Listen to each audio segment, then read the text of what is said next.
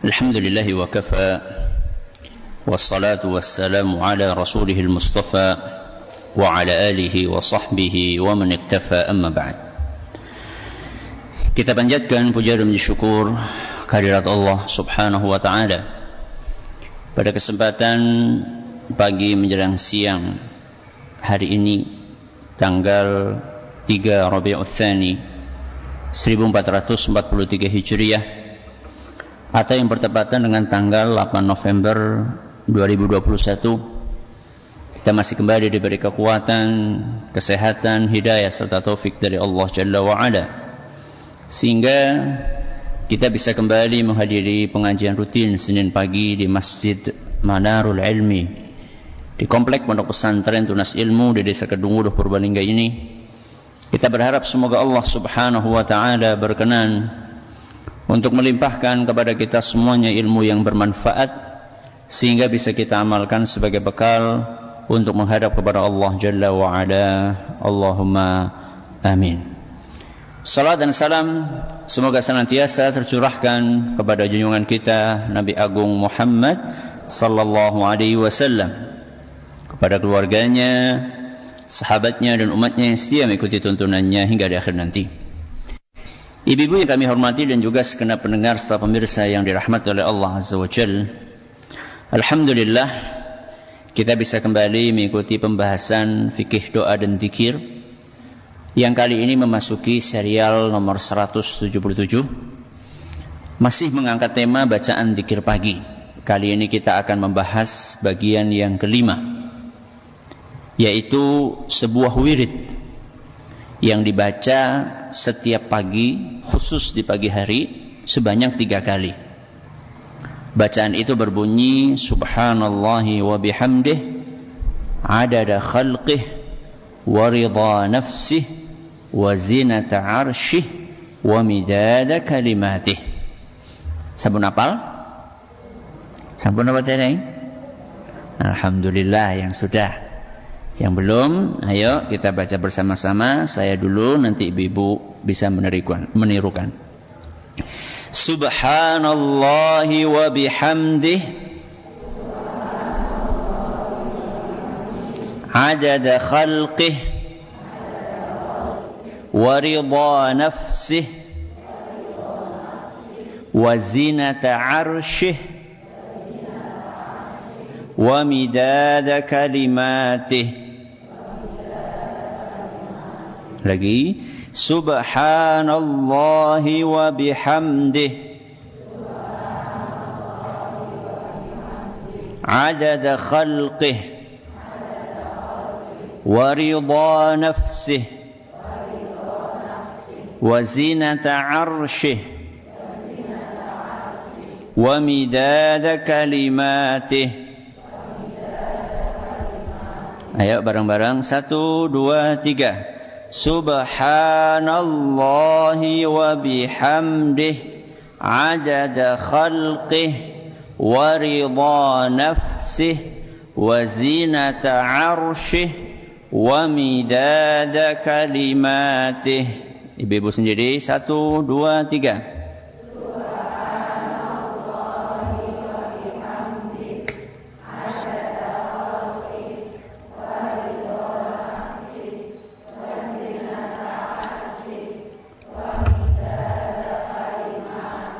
Apa terjemahan dari kalimat ini? Subhanallahi wa bihamdih, maha suci Allah dan segala pujian hanya untuknya. Sebanyak apa pujian yang seharusnya dipersembahkan untuk Allah?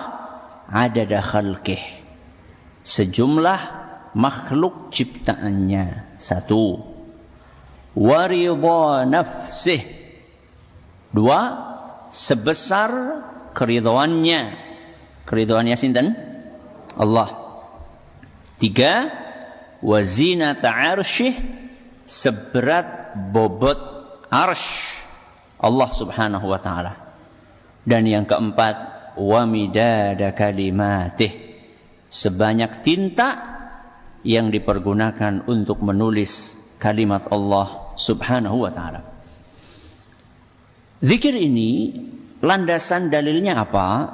Sebuah hadis yang diriwayatkan oleh Imam Muslim, kejadian yang dialami oleh istri beliau yang bernama sinten? Siapa namanya? Juwairiyah.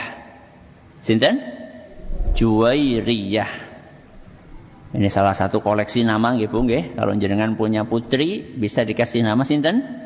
Juwairiyah. Beliau adalah Ummul Mukminin, ibundanya kaum mukminin, salah satu dari istri Nabi SAW. Ummul Mukminin Juwairiyah radhiyallahu anha bercerita bahwa pada suatu pagi Rasulullah sallallahu alaihi wasallam keluar dari rumah setelah sholat subuh. Siapa yang keluar rumah, Bu? Rasulullah sallallahu alaihi wasallam. Dan ketika Nabi SAW keluar rumah, Juwairiyah sedang zikir.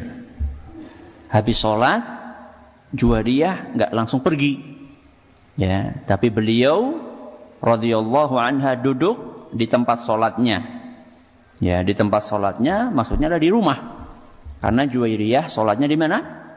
Di rumah, ya. Sebagaimana ummahatul mukminin yang lainnya, mereka sholatnya di rumah. Juwairiyah, ketika Nabi SAW keluar dari rumah, beliau setelah sholat subuh lagi duduk zikir. Fokus dengan zikirnya. Nah, Rasulullah SAW baru pulang kapan? Ketika waktu duha. Ketika waktu duha. Berarti Nabi SAW keluar sekitar 1 jam, 2 jam, ya. Ya, bisa aja 3 jam. Ya, kalau kita hitung waktu duha yang dimaksud adalah jam 8 misalnya. Nah, ketika Nabi SAW pulang, ternyata beliau mendapati Juwairiyah ini masih duduk. Ngapain, Bu? Zikir. Betul-betulanan HP ya? Ya, bukan mainan HP. Juwairiyah lagi duduk zikir. Maka Nabi SAW pun takjub, ya, melihat kekhusyuan Juwairiyah, ketekunan beliau dalam berzikir. Nabi SAW bertanya, apakah engkau dari tadi, semenjak aku tinggalkan rumah, sampai sekarang masih dalam posisimu? Gak pindah-pindah, gak keluar-keluar, gak pergi-pergi, masih tetap kamu zikir seperti itu? Apa kata Juwairiyah? Iya. Iya wahai Rasul. Maka begitu mendengar jawaban dari Juwairiyah, Nabi SAW bersabda, sungguh tadi ketika aku keluar dari rumah, aku sudah membaca 4 kalimat sebanyak 3 kali. Berapa kalimat, Bu? 4 kalimat sebanyak berapa? 3 kali.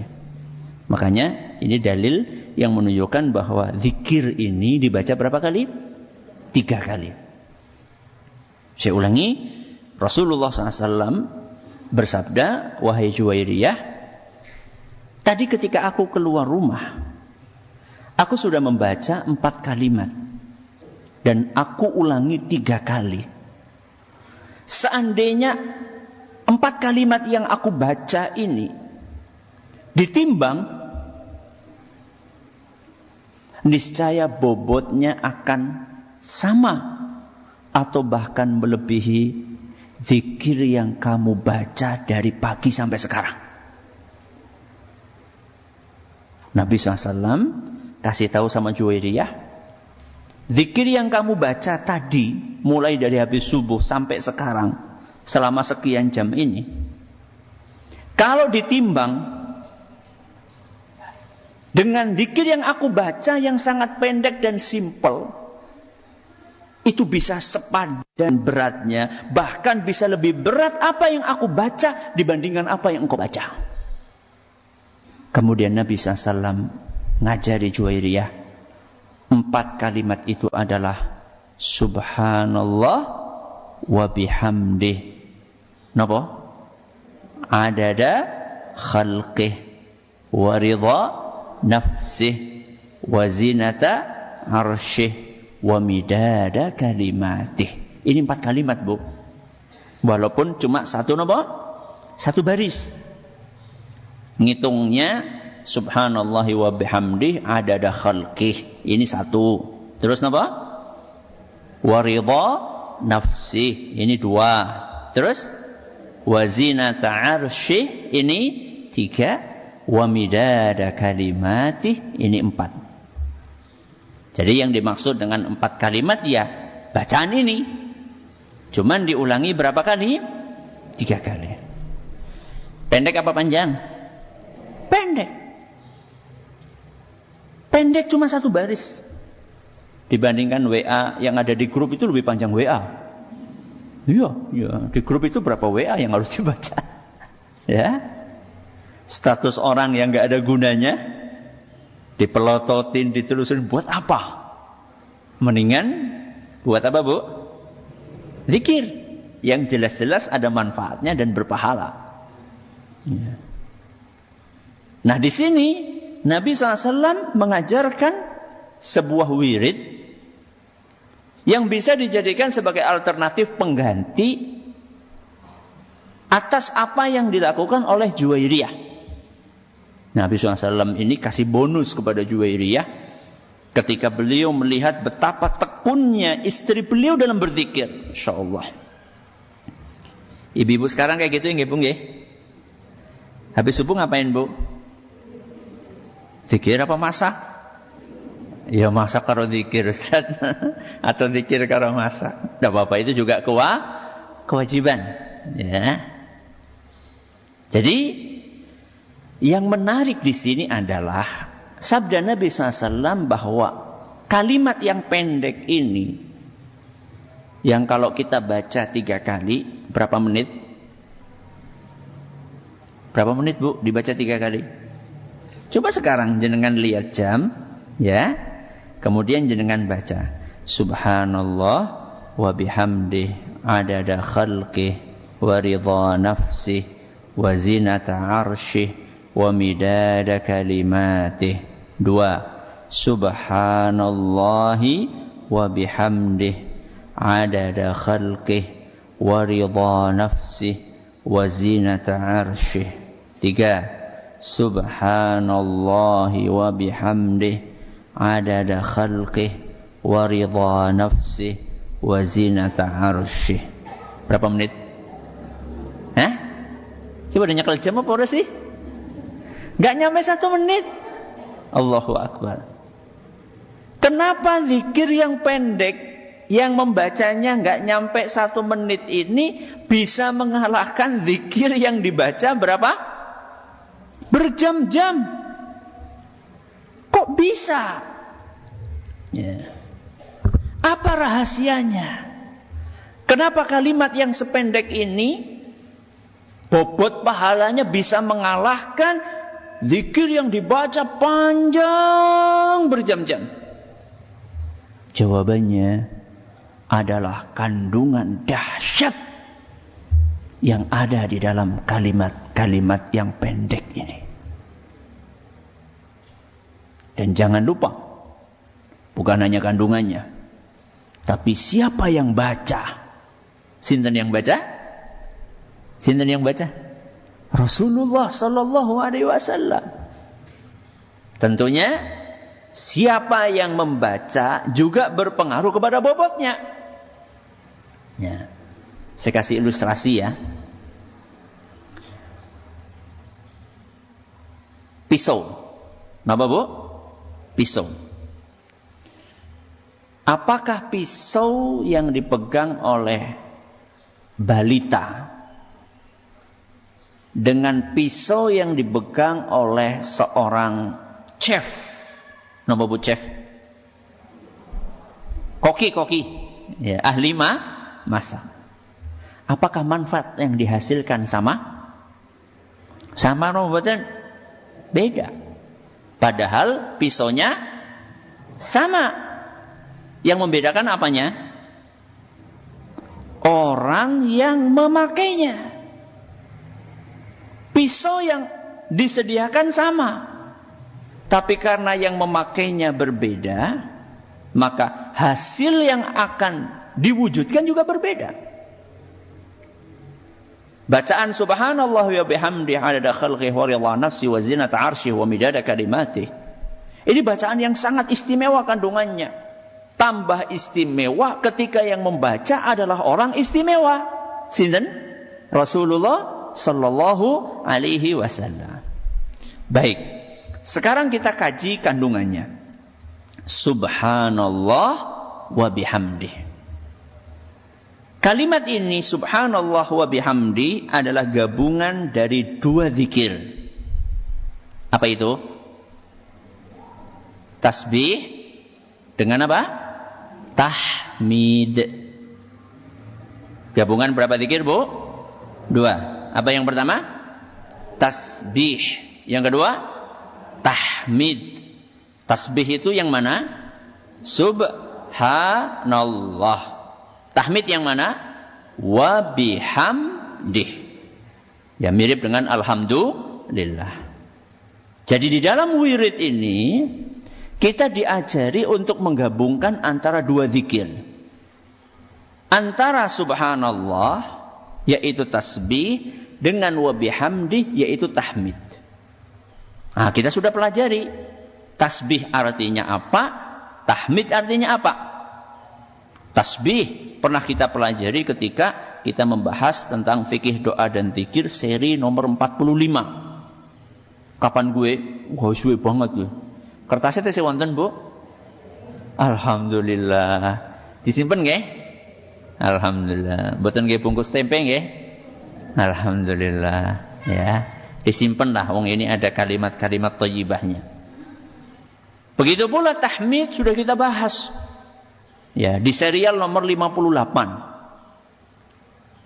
Apa makna tasbih dan apa makna tahmid? Secara ringkas, tasbih artinya adalah ketika kita mengucapkan subhanallah, maha suci Allah. Apa maksudnya? Kita berupaya untuk menjauhkan segala kekurangan dari zat Allah subhanahu wa ta'ala. Mensucikan Allah dari sifat-sifat yang buruk dan perbuatan-perbuatan yang tidak layak bagi Allah Azza wa Jalla. Ini arti dari subhanallah. Adapun wa bihamdih atau alhamdulillah artinya adalah kita memuji Allah dengan menyebutkan sifat-sifatnya yang mulia dan dengan mengingat karunia yang Allah berikan kepada kita yang tidak terhingga jumlahnya. Ini sudah kita bahas. Terus apa yang baru? Di serial nomor 177 ini yang baru adalah 4 kalimat yang belum kita bahas sebelumnya. Yang pertama adalah adada khalqih. Yang kedua apa? Waridha nafsi. Yang ketiga wazinata arsyih. Yang keempat wa midada kalimatih. Kita bahas kalimat yang pertama. Rasulullah SAW mengajarkan kepada kita agar kita berzikir subhanallah wa bihamdih adada khalqih.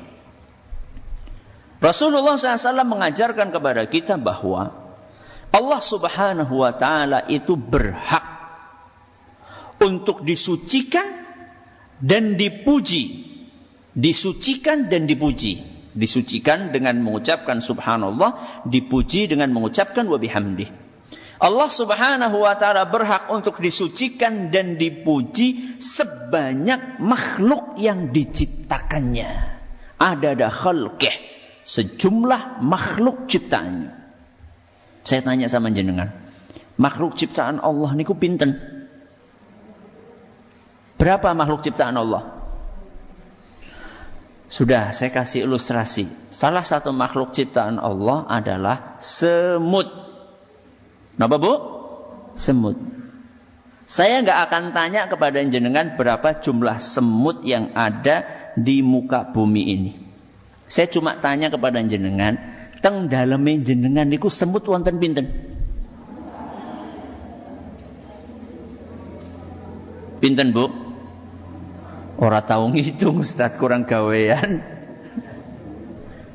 Itu baru semut. Apa makhluk Allah itu cuma semut? Masih banyak yang lain.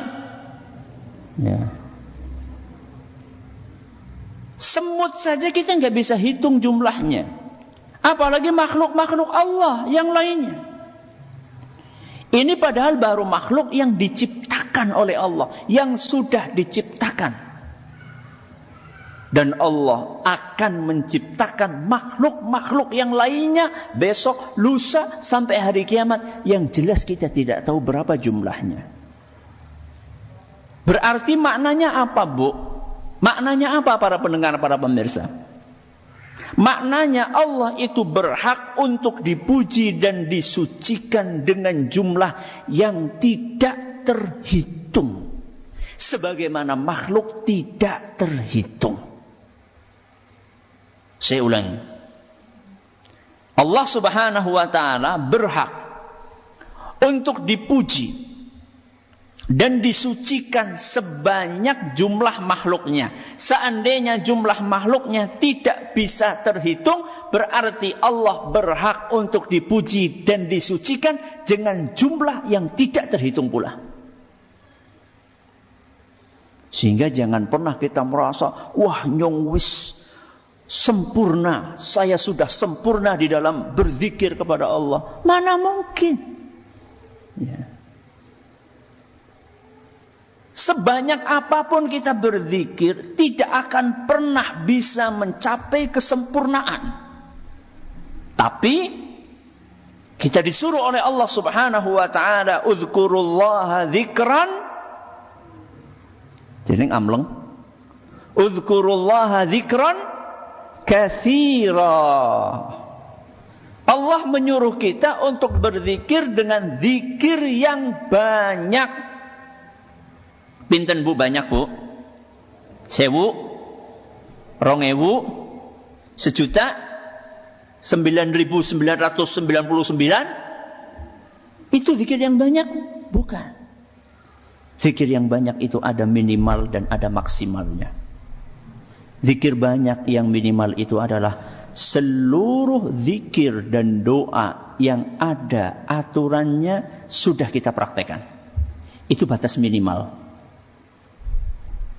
Saya ulangi, batas minimal zikir yang banyak adalah ketika kita sudah membaca seluruh zikir, wirid, doa yang ada tuntunannya.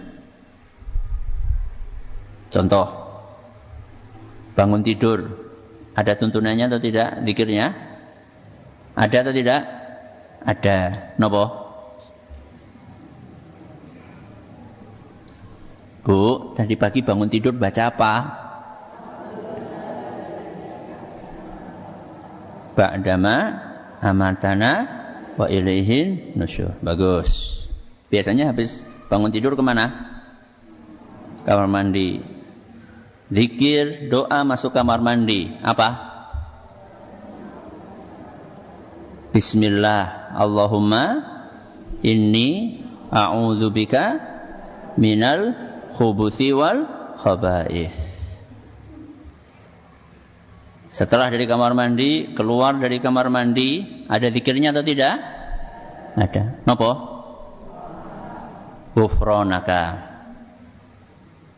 Keluar kamar mandi, wudu. Mau wudu ada zikirnya atau tidak? Napa? Bismillah. Habis wudu ada zikirnya? Ada. Napa?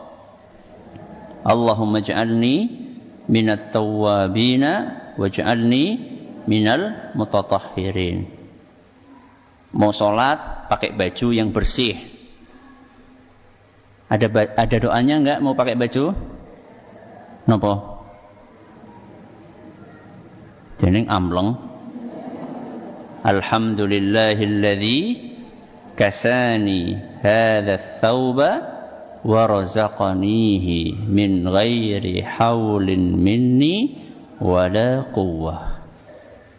Siap-siap berangkat ke masjid.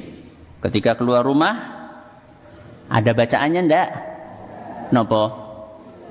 Bismillahi tawakkaltu 'alallahi la haula wala quwwata illa billah.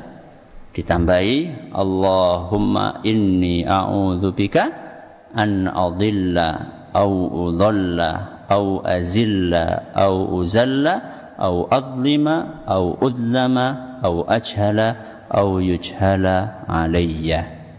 Dening amleng. Berjalan ke masjid wonten zikire napa mboten? Napa?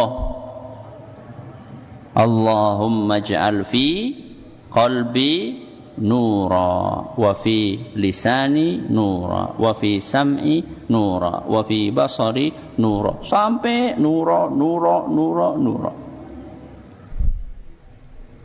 Saya tanya sama jenengan, ini sudah diamalkan atau belum? Bu, sudah diamalkan atau belum? Sebagian. Padahal ini baru sampai jam berapa, Bu? Baru sebelum subuh. Baru sebelum subuh saja masih ada zikir-zikir, doa-doa yang ada tuntunannya yang belum kita amalkan. Itu batas minimal zikir banyak. Wong minimal aja kita belum sampai kok. Apalagi nopo? Maksimal. Maka kalimat yang pertama ada khalqih. Sebanyak jumlah makhluk Allah. Ini memberikan pelajaran yang berharga kepada kita. Agar kita meningkatkan kuantitas. Napa Bu kuantitas? Jumlah zikir kita. Kita pindah kalimat yang kedua. Ada khalqih. Yang kedua napa? Waridha nafsi. Apa itu waridha nafsi? Sebesar keridhoannya Allah. Jadi Allah Subhanahu wa taala berhak untuk dipuji, untuk disucikan sebesar keridhoannya. Loh, berapa itu? Ya enggak ada batasnya. Karena ridho Allah Subhanahu wa taala juga tidak ada batasnya. Bagaimana mungkin ridho Allah terbatas? Wong manifestasi dari ridhonya Allah saja enggak ada batasnya. Apa itu manifestasi? Wujud dari keridhaan Allah salah satunya adalah nikmat yang kita rasakan. Panjenengan bisa menghitung nikmat Allah? Saged napa mboten? Anda. Satu nikmat saja kita nggak akan bisa ngitung. Apa Bu? Satu nikmat Allah saja, satu saja kita nggak bisa ngitung. Napa?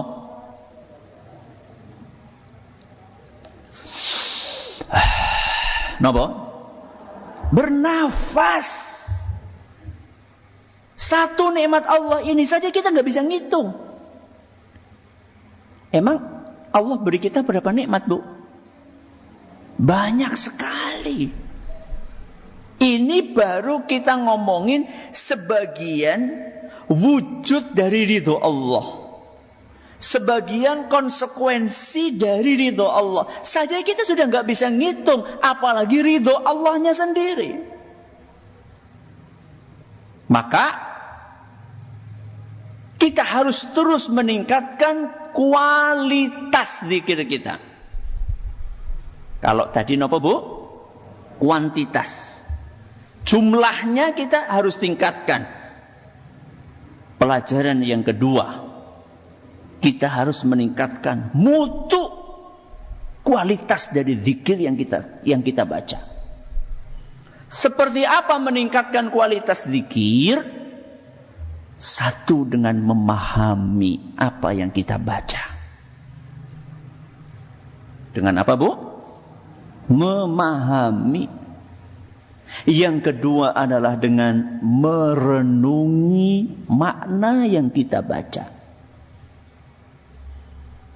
Dan kajian kita Bu, fikih, doa dan zikir, sampai hari ini masuk seri 177, itu adalah upaya untuk meningkatkan kualitas zikir kita. Kita sudah hampir 10 tahun lebih belajar ini dan belum selesai. Dan kayaknya nggak akan selesai. Kecuali ketika ajal datang menjemput kita, baru selesai. Ya. Jadi kualitas zikir kita tingkatkan. Zikir itu jangan cuma sekedar mengejar jumlah, tapi tidak mengerti apa yang kita baca. Saya sering sampaikan, zikir itu bukan cepet-cepetan, bukan seru-seruan. Zikir itu bukan siapa yang menang, siapa yang paling keras. Bukan. Zikir itu bukan siapa yang kepalanya paling, napa Bu? Paling cepat golek apa? Gede-gede. Bukan itu zikir. Zikir itu bukan diukur dari geleng-gelengan kepala kita. Zikir itu bukan diukur dari cepatnya kita menyelesaikan. Zikir itu diukur seberapa kita mengerti apa yang kita baca, seberapa kita meresapi makna yang ada di dalamnya, dan seberapa kita mengaplikasikan konsekuensi dari zikir itu dalam kehidupan kita sehari-hari. Itulah zikir yang berkualitas. Saya pernah menyampaikan pengajian, cari aja nanti di YouTube, mudah-mudahan masih ada. Judulnya bukan sembarang zikir. Apa judulnya? Bukan sembarang zikir. Kalau enggak judulnya itu, ya judulnya bukan sekedar zikir. Saya lupa antara dua judul itu. Bukan sembarang zikir atau bukan sekedar zikir. Saya lupa. Nanti jangan cari aja. Jadi pelajaran yang kedua adalah selain meningkatkan kuantitas, juga meningkatkan apa tadi? Kualitas. Baik, kita pindah kalimat yang ketiga. Wazinata arsyih. Apa itu? Seberat arsy-nya Allah. Kita tahu makhluk yang diciptakan oleh Allah banyak atau sedikit? Banyak. Dari sekian banyak makhluk Allah itu, yang paling besar, yang paling berat bobotnya adalah nopo? Arsy. Nopo Bu? Arsy. Arsy itu Bu, makhluk yang paling tinggi di alam semesta ini. Ketika kita keluar dari masjid, kemudian kita ngelihat ke atas, apa yang terlihat? Apa yang terlihat? Langit. Langit yang kita lihat itu namanya langit pertama. Apa Bu? Langit pertama. Di atas langit pertama ada langit kedua. Di atasnya ada ketiga. Terus keempat, kelima, keenam, ketujuh. Berapa lapis? 7. Di atas langit ketujuh itu ada samudra. Di atas samudra ada arsy. Dan di atas arsy ada Allah subhanahu wa ta'ala. Ar-Rahmanu 'alal 'arsyistawa. Allah yang maha rahman berada di atas arsy. Jadi arsy itu adalah makhluk tertinggi yang paling dekat dengan Allah subhanahu wa ta'ala. Dan makhluk itulah yang paling berat bobotnya, yang paling besar ukurannya. Jadi Allah subhanahu wa ta'ala berhak untuk kita tasbihi, untuk kita tahmidi sebesar arsy-nya, yang kita tidak tahu berapa bobotnya. Apa pelajaran yang bisa kita ambil? Bahwa bobot zikir yang kita baca, ketika nanti ditimbangan amal, itu tergantung seberapa tinggi kuantitas zikir kita dan seberapa tinggi kualitas kualitasnya. Saya ulangi. Zikir yang nanti, yang kita baca ini nanti akan ditimbang. Berat atau ringan, Bu? Berat atau ringan? Tergantung. Tergantung apa? Lho wau napa? Tergantung kuantitasnya, terus tergantung kualitasnya. Berarti nggih, si A kali si B sama-sama membaca subhanallah wa bihamdihi adada khalqihi wa ridha nafsihi wa zinata arsyihi wa midada kalimatihi. Ping pinten? Berapa kali? 3 kali. Si A baca 3 kali, si B baca 3 kali. Ketika nanti ditimbang di akhirat, apakah bobotnya mesti sama? Mesti sama atau mungkin beda? Mungkin beda. Tergantung apa tadi, Bu? Kualitasnya dan kuantitasnya. Semakin banyak zikir yang kita baca, zikir mutlak yang kita baca. Kalau yang sudah ada tuntunannya 3 kali, ya 3 kali saja. Ya, yang sudah ada tuntunannya 33, ya 33 saja. Zikir mutlak yang tidak dibatasi oleh Nabi SAW, semakin banyak kita membacanya, termasuk juga Al-Quran. Bismillah. Al-Quran zikir atau bukan? Jeneng sepi. Al-Quran zikir atau bukan? Itu zikir yang paling afdal, Bu. Semakin banyak kita membaca Al-Quran, semakin banyak kita berzikir, kuantitasnya semakin tinggi, diiringi dengan kualitasnya. Kita merenungi, kita meresapi, kita ikhlas, kita khusyuk. Ini semuanya bicara tentang kualitas. Merenungi, memahami, khusyuk, ikhlas, konsentrasi, fokus. Ini kualitas semuanya. Semakin tinggi kuantitas dan kualitas zikir kita, maka akan semakin berat bobotnya ketika ditimbang nanti di hari kiamat. Kita pindah kalimat yang terakhir. Apa itu? Wa midada kalimatih. Apa artinya wa midada kalimatih? Dan sebanyak tinta yang digunakan untuk menulis kalimat Allah. Kalimat Allah itu ada batasnya atau tidak? Ada batasnya atau tidak? Tidak ada batasnya. Saya kasih di sini, saya bawakan 2 ayat, Al-Kahfi ayat 109 sama Luqman ayat 27. Saya akan bacakan satu aja, salah satu dari 2 itu.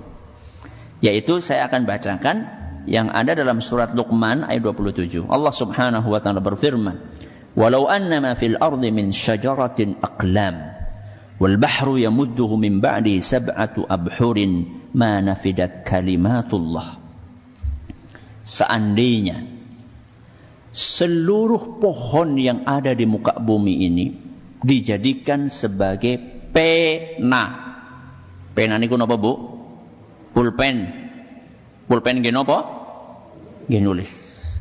Semua pohon dibikin pulpen. Pinten pulpene? Wis, enggak usah semua pohon di muka bumi. Semua pohon di Purbalingga, pinten jumlahnya?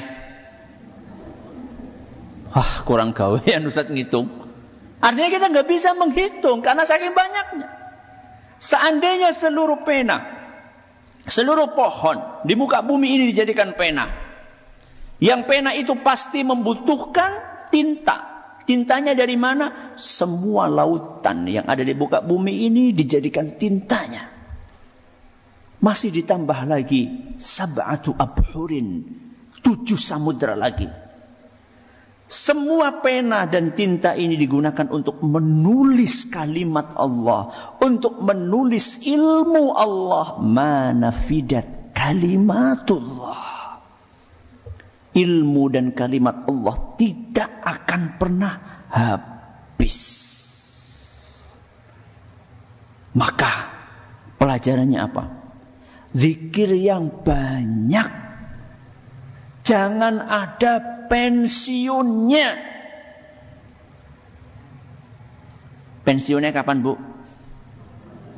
Kalau malaikat maut sudah nopo datang menjemput, itu sudah selesai. Maka seperti yang sering saya sampaikan, panjenengan itu ngaji sampai kapan? Sampai kapan, Bu? Nanti mati. Jadi kalau ada orang yang mencemooh panjenengan, kalau ada orang yang ngece jenengan, ngaji bae, nganti kapan? Jawabnya apa, Bu? Nanti mati. Enggak ada pensiun berzikir. Enggak ada pensiun beribadah kepada Allah. Allah berpesan, wa'bud rabbaka hatta ya'tiyakal yaqin. Beribadahlah kepada Allah sampai datang ajal, alias sampai mati. Inilah yang bisa kita pelajari pada hari ini. Masih tersisa beberapa menit. Silahkan kalau ada pertanyaan bisa disampaikan. Iya, terima kasih Ustaz atas penyampaian materi di kesempatan hari ini. Dan bagi para pendengar yang ingin bertanya, silakan.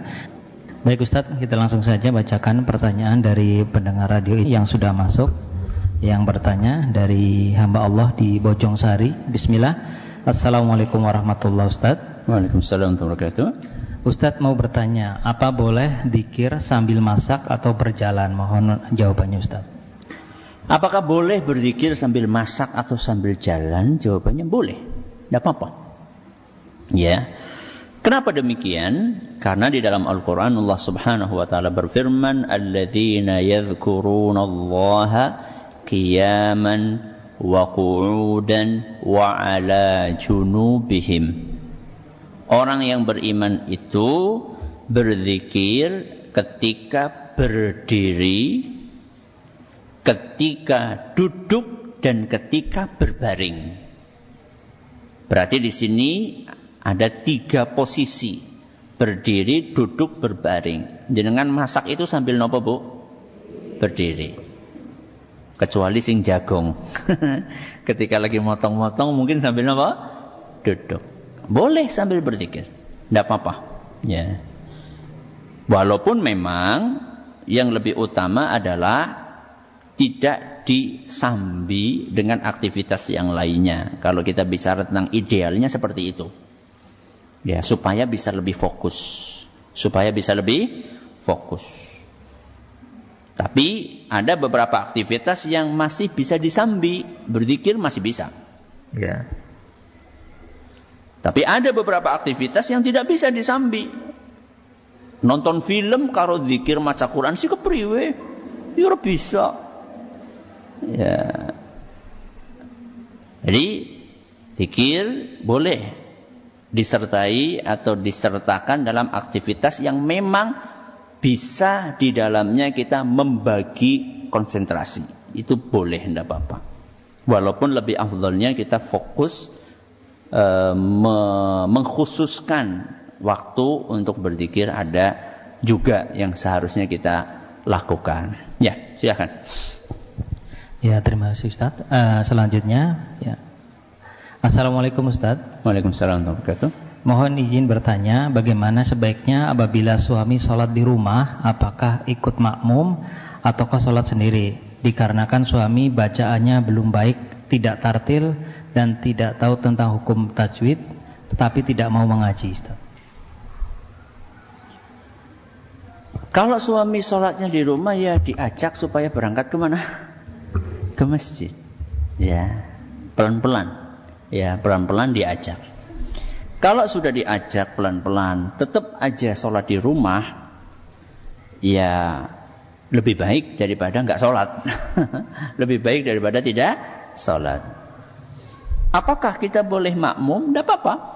Ya, tidak apa-apa, boleh makmum. Tapi tentu syaratnya yang rukun-rukun dia tahulah. Baca Al-Fatihah masa nggak bisa? Ya, baca Al-Fatihah masa nggak bisa? Kalau sekedar ada kekurang fasihan, ya, kekurang fasihan di dalam membaca dan levelnya tidak sampai merubah makna, ya tidak apa-apa, Anda makmum kepada suami Anda. Nah, tapi kalau misalnya suami suka nunda-nunda, kemudian Anda sudah ingatkan dan nundanya itu sampai misalnya asar disuruh sholat, zuhur sudah disuruh sholat sejak jam 12, ternyata sholatnya baru jam setengah berapa? Setengah 3. Yo jangan nunggu, udah sholat aja. Ya, jangan sampai gara-gara itu jangan telat. Jadi intinya satu, diajak suami untuk sholat di masjid. Ya, tentunya dengan cara yang baik.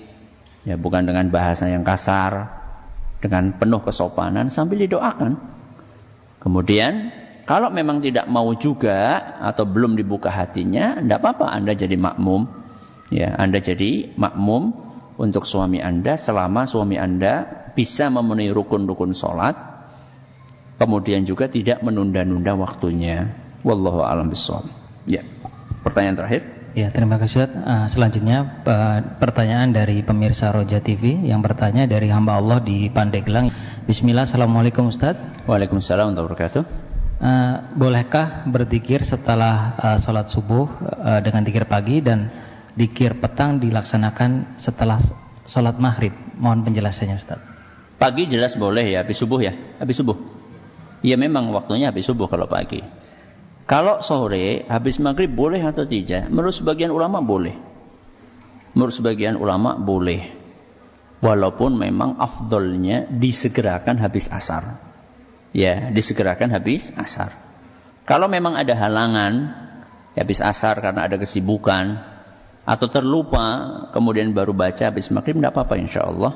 Sebagian ulama membolehkan waktu zikir sore sampai habis maghrib, bahkan ada yang membolehkan sampai habis isya. Ya, zikir pagi pun juga demikian. Ada sebagian ulama membolehkan sampai siang, sampai menjelang zuhur, ada yang membolehkan. Ya, tapi tentunya afdolnya adalah fastabiqul khairat, berlomba. Maksudnya disegerakan. Itu lebih afdal. Kecuali ketika ada halangan. Wallahu ta'ala a'lamu bissawab. Mudah-mudahan apa yang kita pelajari bermanfaat buat kita semuanya. Terima kasih atas perhatiannya. Mohon atas segala kurangannya kita akhir dengan doa kafaratul majlis. Subhanakallahumma bihamdika asyhadu an la ilaha illa anta astaghfiruka wa atubu ilaik. Assalamualaikum warahmatullahi wabarakatuh.